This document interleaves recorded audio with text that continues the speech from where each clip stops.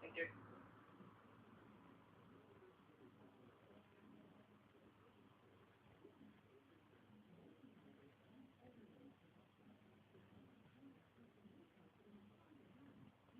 So 219,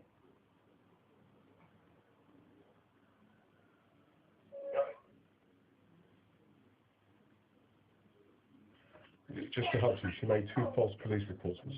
One on the 6th of March, where she claimed that I called her and threatened to kill her. You'll see from the statement here that she admitted in court that I didn't call her. She admitted to a judge that it was a lie. She then... Okay. But it's all in here as well.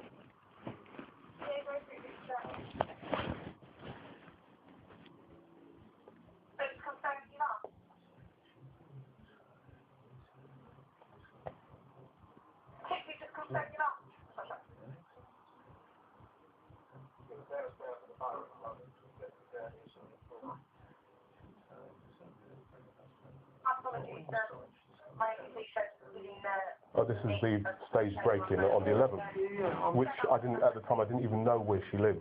And she admitted in court again to the judge, in front of the judge, that, first of all, I think she staged it, because she didn't get the response on the 6th, when she made the false police report that I... Just the little bit that I've read so far, seems to admit that she did it anyway.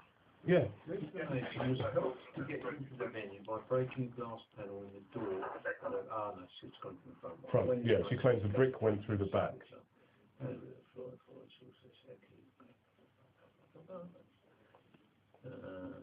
But if you read the whole thing, you'll see that she actually contradicts herself a number of times, because she makes various...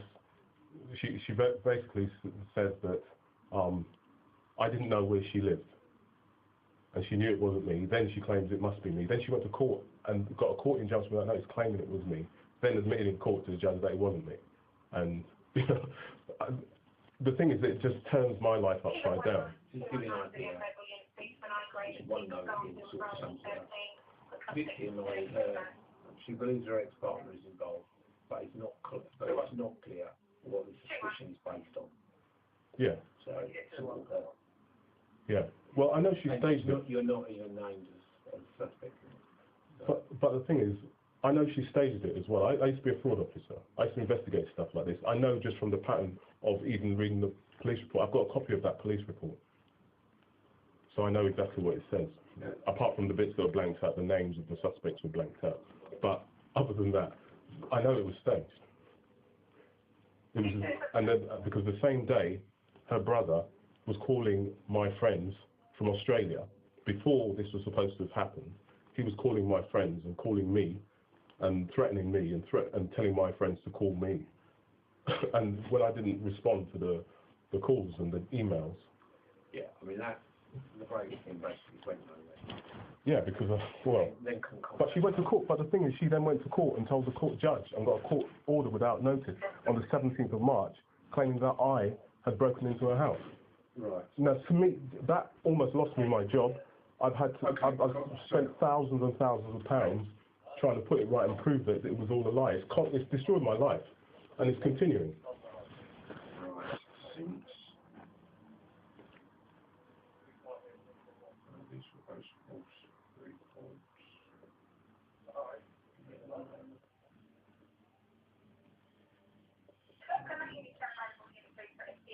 false reports. So she admitted that these 2 reports were false. To Judge Sethi, it was recorded in court, in the recording. Well, she didn't admit they were false. She admitted that I didn't call her on the 6th of March, even though she made a police report that I did. And then she admitted that I didn't break into her house, even though she got a court injunction based on the fact that I'd broken into her house.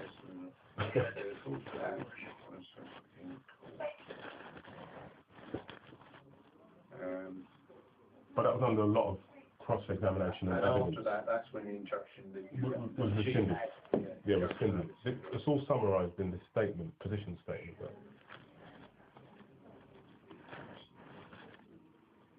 Today she threatened to go and do the same thing again in this email.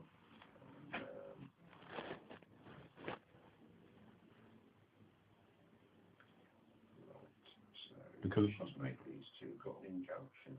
It's gone to court. He's got an injunction against you. He's then gone to court. It's been rescinded after she's been cross-examined in court. But then they were when were they? They were in March. And they go up to in July. the court injunctions were only rescinded in April of this year because it took so long on the 20th of April, which you'll see from the court orders. July. This one.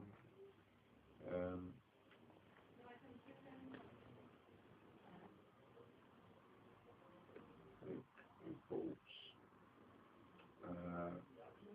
What's that? Nice in here. Right.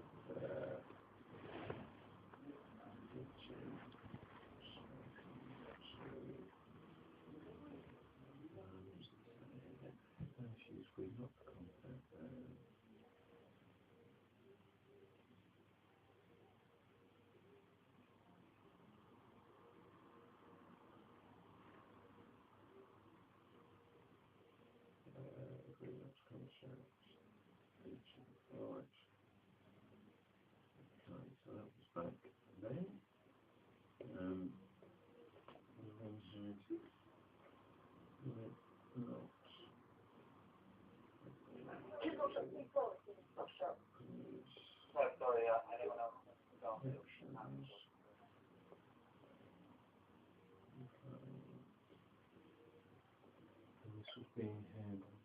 Which one? What's the one where you complained to the lady? Natalie Carleen Harper. That's at top. I think she's based at Tottenham Police Station. But I mean, that's not who I complained to the IPCC. They referred it to Natalie Harper. And the main reason for my complaint was that if nothing is done about her making false police reports against me, she'll just continue doing it, and I'll continue having to deal with it.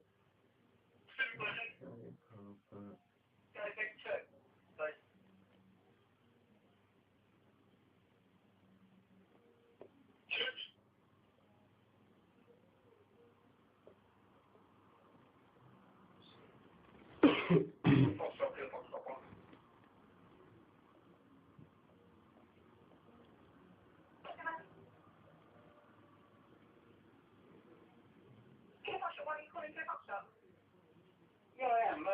I'm all right. We've got two X-rays. They're outstanding. One's tomorrow, so I'm on for just before 4 o'clock. Yes, it's correct. Yeah, we can't regrade them. We've got night duty out about. It's really foot patrol. Do you know?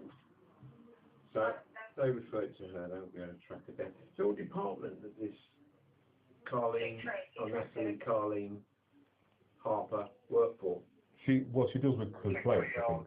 So I think I don't know if that's all she deals with.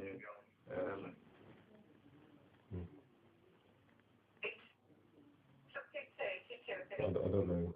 I mean, I probably, if I went home and got a letter or something, I'm sure or an email that she sent me. Right.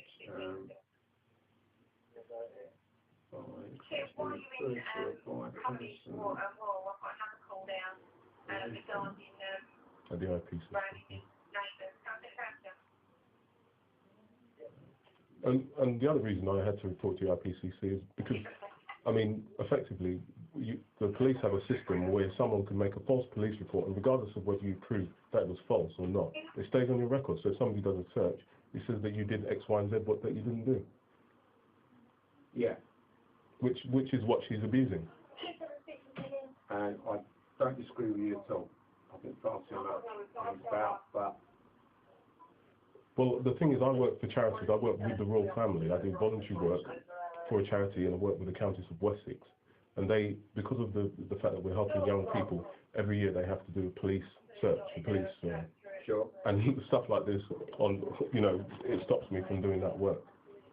So I've got letters of commendation from the royal family for the work that I've been doing. Right, so when was it, you made the complaint to the IPCC, when was that? I don't know, to be honest. Probably November. November last year. That's close enough, that's fine. Yeah, possibly November last year. Right, okay. Now, But also, I've got a bit of background then, because I'm just thinking about what I put in the report, really, this latest, what the latest thing is. So, that's where we're up to. Now, when did she start contacting you again? well, after the court hearing, what the judge agreed was that I could have contact with my children, we resumed contact and restored my parental responsibility, and that we were supposed to communicate with each other, but only regarding contact and arranging contact with the children.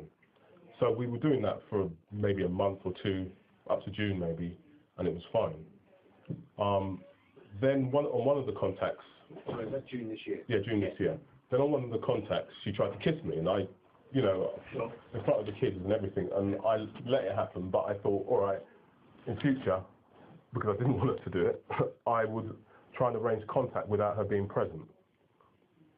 Right. Because I didn't want, anything like that to be repeated. And since then, I've not had any contact with the kids. She stopped me from having contact.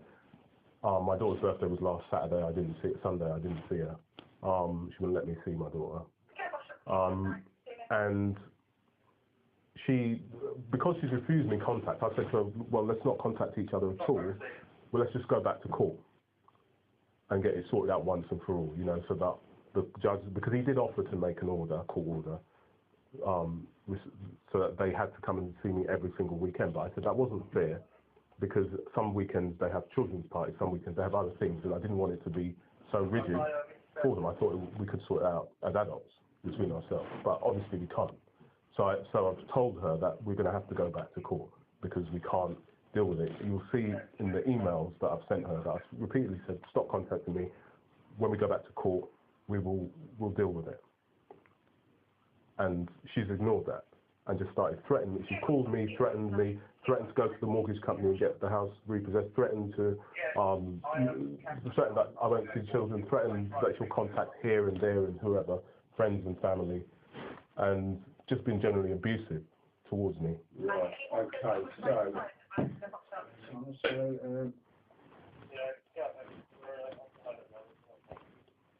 she's threatened to make more false claims. Yeah, it's actually in the email that you sent today.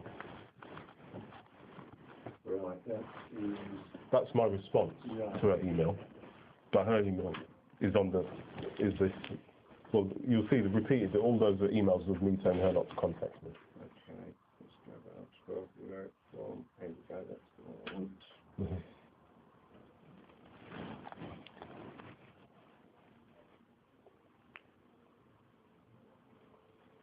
See, because I won't refuse to contact her or deal with her regarding the children, because I said we'd go back to court, she then makes other excuses to try and contact me. Now it's to do with the house, which I...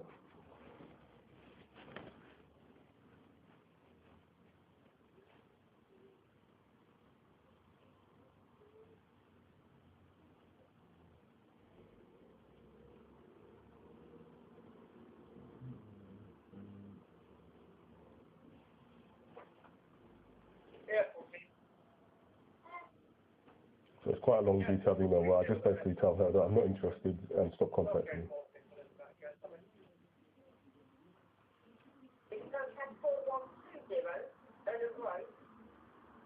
Yeah, I think I'm driving at the minute, so I can't read.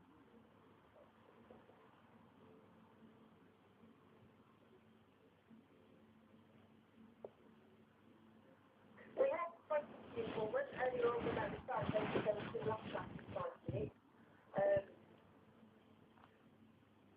Those last places at 5 o'clock this evening. That's fine, we're going to get the same. Yes, there's a couple